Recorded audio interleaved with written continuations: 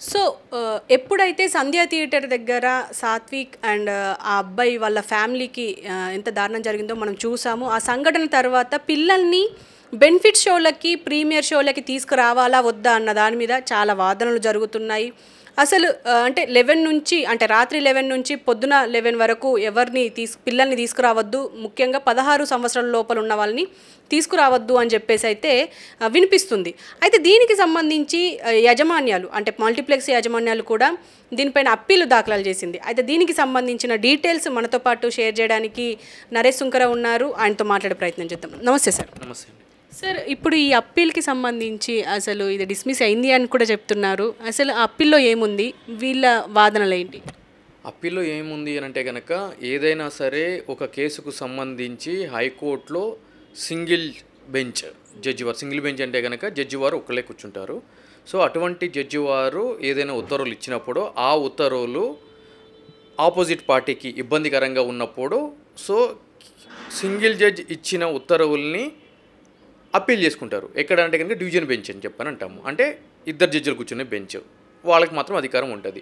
So అక్కడ ఎవరికైతే వ్యతిరేకంగా తీర్పు వచ్చిందో ఆ వ్యతిరేకమైన తీర్పు వచ్చిన కక్షిదారులు ఆ డివిజన్ బెంచ్ దగ్గరికి వెళ్ళి కింది జడ్జి వారు, సింగిల్ జడ్జి వారు ఈ అంశాలని పరిగణలోకి తీసుకోలేదు, ఇది ఈ విధంగా ఇబ్బందికరంగా ఉంది కాబట్టి మీరు కింద జడ్జి వారు ఇచ్చిన ఆదేశాలని కొట్టివేస్తూ ఆదేశాలు ఇవ్వాలి అని చెప్పని వెళ్ళేదాన్ని అప్పీల్ అని చెప్పని అంటారు.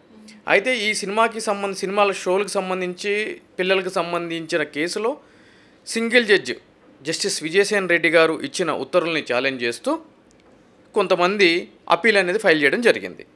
సో అప్పీల్ ఫైల్ చేసినప్పుడు దాన్ని ఏ విధంగా డిస్మిస్ చేశారు అని అంటే కనుక ఈ సింగిల్ జడ్జి వారు ఇచ్చిన ఉత్తర్వులు ఒకవేళ ఇబ్బందికరంగా ఉన్నాయి అని అనుకున్నప్పుడు అదే జడ్జి వారి ముందు ఆ ఉత్తర్వుల్ని ఎత్తివేయండి అని చెప్పి కౌంటర్ రూపంలో ప్రతివాదులకి ఆ విధంగా కౌంటర్ ఫైల్ చేసుకోవడానికి ఆప్షన్ ఉంది, అవైలబిలిటీ ఉంది.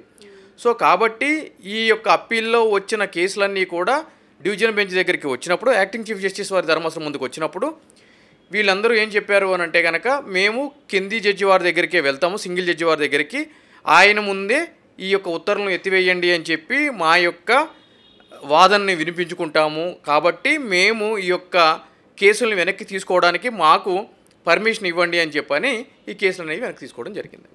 సార్, ఇప్పుడు నార్మల్గా ఆలోచిస్తే ఇప్పుడు పిల్లల విషయం ఇది, ఎందుకంటే సాత్విక్ ఇప్పటికీ ఇంకా బెడ్ మీదనే ఉన్నారు, ఇంకా బయటికి రాలేదు. అండ్ అందరూ అంటే ఆశిస్తున్నారు బయటికి వచ్చి హ్యాపీగా మళ్ళీ ఎప్పట్లాగే ఆడుకోవడం చేస్తే బాగుంటుంది అని చెప్పేసి. కానీ ఇప్పుడు ఈ 11 నుంచి 11 వరకు ఉన్న ఈ రూల్ అయితే ఏదైతే ఉందో అది సబబే అంటారా? అంటే థియేటర్ ఓనర్లు దీనివల్ల నష్టపోరు అంటారా? ఎగ్జాక్ట్లీ అండి. ఇప్పుడు ఎంటర్టైన్మెంట్ అనేది ఏ విధంగా ఉంటుంది అంటే కనుక మనందరికీ తెలిసిన విషయమే.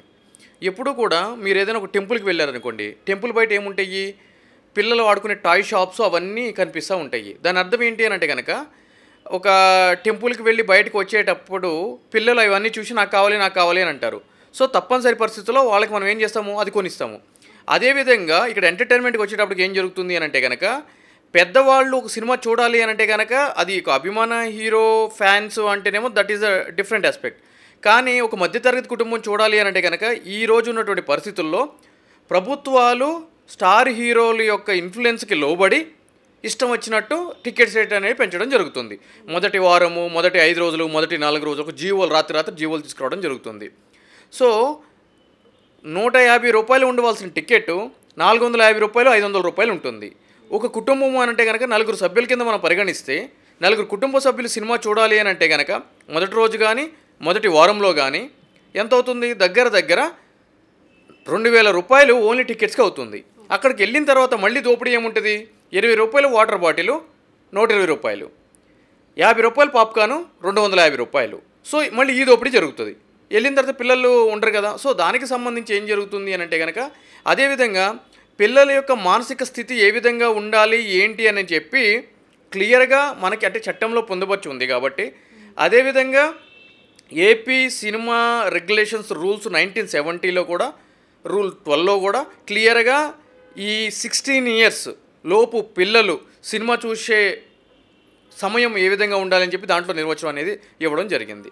సో దానికి సంబంధించే జడ్జి వారు ఈ పుష్ప 2 సినిమాకి సంబంధించి టికెట్ల రేట్లు పెంచి సాక్షాత్తు అసెంబ్లీలో రేవంత్ రెడ్డి గారు తెలంగాణలో బెనిఫిట్ షోలు ఉండవు అని చెప్పిన తర్వాత మళ్ళీ బెనిఫిట్ షోలు అనేది పర్మిషన్ ఇవ్వడం జరిగింది స్పెషల్ షోస్కి. అదేవిధంగా టికెట్ల రేట్లు కూడా అనుమతి ఇవ్వడం జరిగింది. సో దానికి సంబంధించి కొంతమంది హైకోర్టులో ఛాలెంజ్ చేయడం జరిగింది, ఇది నిబంధనలకు విరుద్ధంగా ఉంది, రూల్స్కి వ్యతిరేకంగా ఉంది అని చెప్పి. సో అందులో భాగంగానే విచారణ చేసే క్రమంలో జడ్జి వారు వాదోపవాదనలు విన్న తర్వాత 11 AM కంటే ముందు 11 PM కంటే తర్వాత 16 years బిలో పిల్లల్ని అనుమతించొద్దు అని చెప్పి కూడా చెప్పడం జరిగింది. అదేవిధంగా ఇక్కడ వాళ్ళు అడిగింది ఏంటి అని అంటే కనుక స్టాండ్ ఎలోన్ థియేటర్స్, అంటే సింగిల్ థియేటర్స్ ఉంటాయి కదా మల్టీప్లెక్స్ కాకుండా, దాంట్లో ఒక షోకి ఇంకొక షోకి మధ్యలో గ్యాప్ 90 minutes ఉండాలి అని చెప్పి కూడా అడగడం జరిగింది. 90 minutes.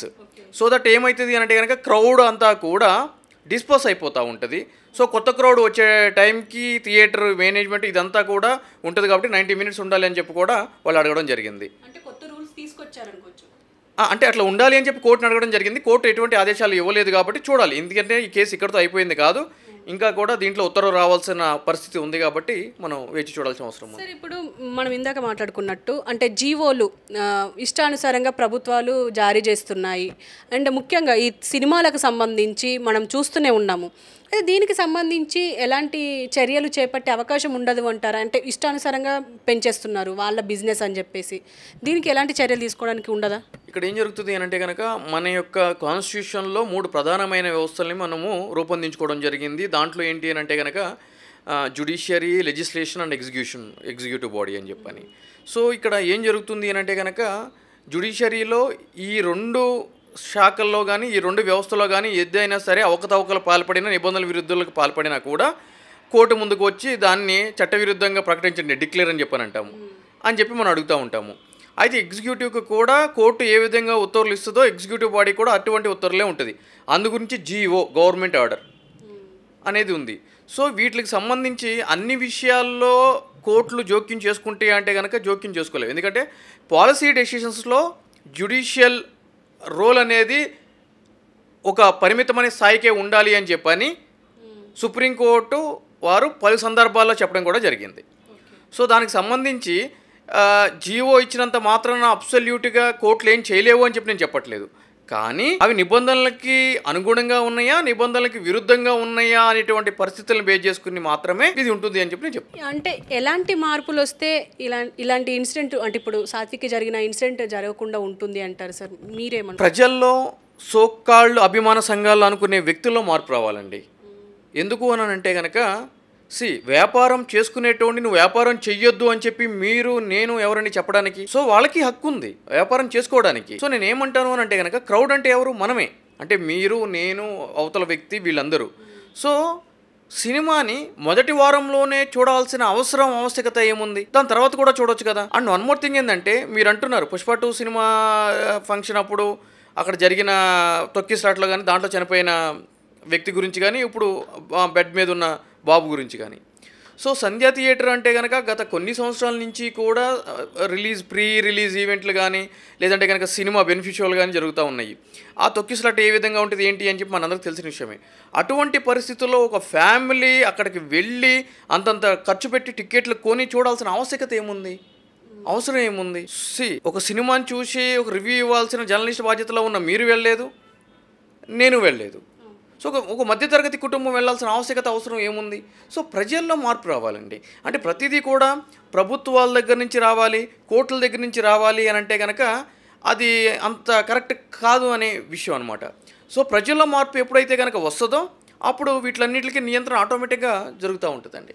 ఈ ప్రీమియర్ షోలకు సంబంధించి అంటే ప్రీమియర్ షోలు కానీ బెనిఫిట్ షోలు కానీ నిజంగా అవసరం అని అంటారా? అంటే 4 షోలు సరిపోవంటారా? అవసరమే. ఎందుకు అనంటే ఒక స్టార్ హీరో ఉన్నప్పుడు వాళ్ళకు అభిమాన సంఘాలు, అదేవిధంగా సినిమా బడ్జెట్.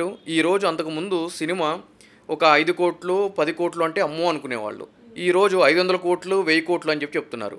1000 కోట్ల సినిమా పాత రోజుల్లో మన చిన్నతనంలో చూసుకున్నట్లయితే కనుక 365 రోజులు ఆడింది అని చెప్పి 365 రోజులు ఫంక్షన్ కూడా చేసేవాళ్ళు. నాకు బాగా గుర్తు, ఇందిరా ఫంక్షన్ కూడా నేను వెళ్ళినట్టున్నాను.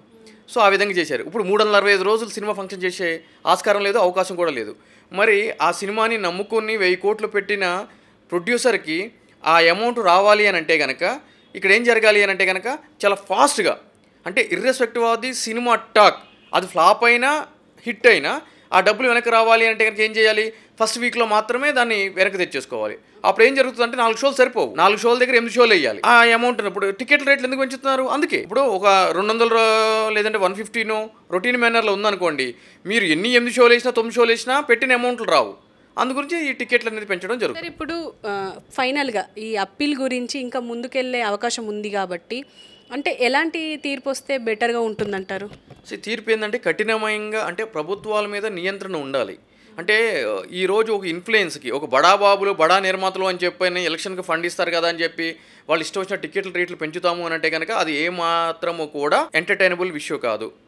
సో కాబట్టి తప్పనిసరిగా ప్రభుత్వానికి ఒక నిర్దిష్టమైన తీర్పు అనేది రావాలి. ఎటువంటి నిర్దిష్టమైన తీర్పు అని అంటే కనుక స్టార్ హీరో అనే పేరుతోటి ఆ వంకతోటి సినిమా టికెట్లని ఇష్టానుసారంగా పెంచడము, అదేవిధంగా సమయానుకూలం. ఈరోజు రాత్రి 12 దాటింది అని అంటే కనుక షాప్స్ ఏదన్నా ఉంటే పోలీసు వాళ్ళు వచ్చి క్లోజ్ చేపిస్తారు. అటువంటిది ఒక స్టార్ హీరో సినిమా రిలీజ్ అవుతుంది అని అంటే కనుక అర్ధరాత్రి 1:30కి షో అంట, మార్నింగ్ 3:30కి షో అంట, ఎర్లీ మార్నింగ్ 4:30కి షో అంట. ఏంటి షోస్? సో కాబట్టి వీటికి నియంత్రణ ఉండాలి. ఈ బెనిఫిట్ షో అనే ఏదైతే కనుక కాన్సెప్ట్ ఉందో వాటిని పూర్తి స్థాయిలో రద్దు చేయాలని చెప్పి నేను కోరుకుంటున్నాను. Okay sir, thank you very much. So చూశారు కదా మొత్తానికి, అంటే ఇప్పుడు థియేటర్లలోకి పిల్లల్ని అనుమతించాలా వద్దా అంటే మాత్రం ఖచ్చితంగా అంటే ఇది సరైనదే అని చెప్పేసి కూడా మాట్లాడుతున్నారు నరేష్ శంకర్ గారు. అండ్ ఇంకో పక్క కూడా చాలా మంచి అప్లాజ్ వస్తుంది, ఎందుకంటే ఇలాంటి సమయంలో అంటే పెద్ద పెద్ద హీరోల సినిమాలు రిలీజ్లో ఉన్నప్పుడు చిన్న పిల్లల్ని తీసుకెళ్లడం అనేది చాలా ఇబ్బందికరమైన విషయం.